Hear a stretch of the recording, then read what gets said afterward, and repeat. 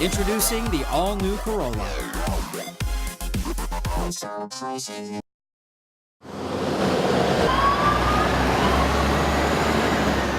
It was a whirlwind tour of the island's military bases and Guam's seaport yesterday for Deputy Defense Secretary Robert Work.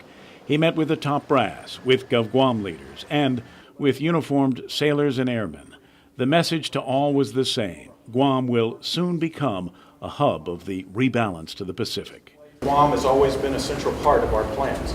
Certainly a central part of the Navy's plans, but now a central part of the entire Department of Defense's. The rebalance to the Pacific is real, said Work, and now that a master plan has been submitted to Congress, the pace of the plan is likely to pick up. And Guam, he said, is a big part of the picture. Now we have a good plan. It's agreed to by the Department of the Navy, by the Marines, by the Air Force, by the Coast Guard, by the Army.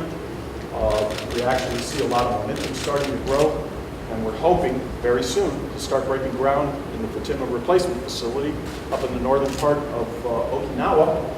And once that happens, you'll really start to see things start to go. So Guam is absolutely central to our plans.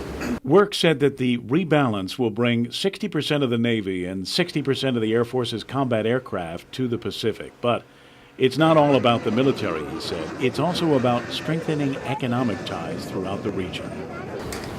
The other part of it is the Trans-Pacific Partnership, TPP, which is a big trade pact that if we were able to swing it, is really going to make a big difference for a lot of Americans and an awful lot of Asians. It'll be one of the biggest trade pacts we've ever had.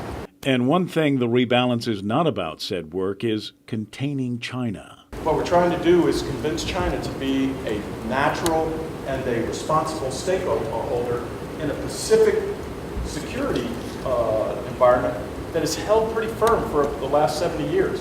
Work also delivered good news to the governor, reiterating his support for a China visa waiver and announcing that DOD is re-examining its preferred alternative for the Marine housing area from Finnegajen to Andersen Air Force Base. Mark Calvo is the director of the governor's BUILDUP office.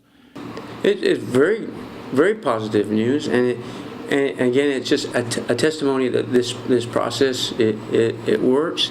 We're only 45 days since the closing of the public comment period for the SEIS, and this was a huge move.